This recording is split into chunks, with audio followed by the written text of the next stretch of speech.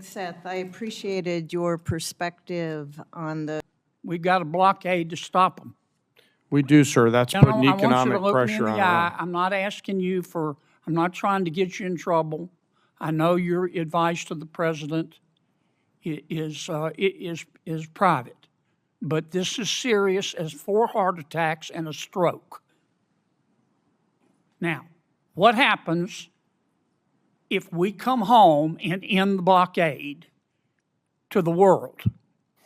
Sir, Iran has the potential to continue to be a threat, and we will need to prepare military Will they options to do toll the that. strait? Sir, that's a hypothetical question, and I don't know the answer to that. Oh, it's not hypothetical. We come home. It's not going to be hypothetical. You know that, General, and I do too. And I appreciate your discretion, but we're down to it. We need some hard answers and some straight talk. What'll happen, Pete? Senator, I would agree with the chairman, but the likely outcome is they would try to impose their will on the waterways in ways that the world would not like. Call it a toll, call it a fee, call it an exchange, call it control. They would do something that they would try to hold it at issue. Yes, sir. Would they try to commence development again of a nuclear warhead? Part of the reason President Trump had to have the courage to do what he did after Midnight Hammer is that they didn't give up their ambitions even though their nuclear sites had been obliterated. So this is a regime hell-bent on nuclear ambitions, and Guys, President Trump's been willing to straight go after them. answers. We need straight answers. Do we have the ability to destroy whatever is underneath Pickaxe Mountain? Senator, a lot of our capabilities are classified, but if anybody in the world can reach anything on God's green earth, it's the United States military, the most powerful military in the world. It's all about options and trade-offs. All right. You information about a couple others, and you responded. Appreciate it. We'll follow up. Secretary. We didn't start, they did. Let me just ask you this, since you said that what the president meant by his statement on March 24th, I think that we had sort of defeated Iran militarily.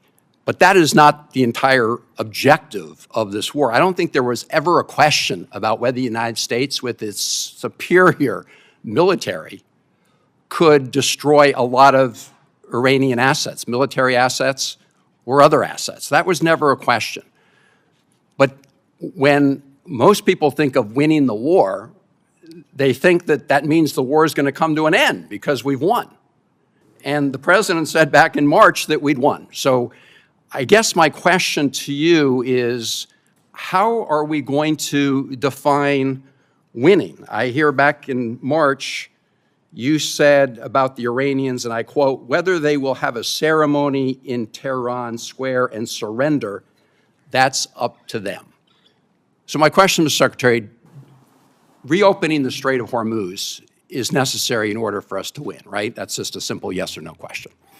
You asked me what the overarching objective is, and I would say ensuring Iran never has a nuclear weapon. That's been clear from the president from day one. That's why Midnight Hammer was undertaken, to obliterate their nuclear sites. That's why we're watching their nuclear sites. That's why that was a part of negotiations, ensuring that the next generation of Americans don't have to deal with an Iran that wields a nuclear weapon. Since that's what you're leading with, Mr. Secretary, let me just say this. You said after Midnight Hammer, and I'm quoting, our bombing campaign obliterated Iran's ability to create nuclear weapons, unquote.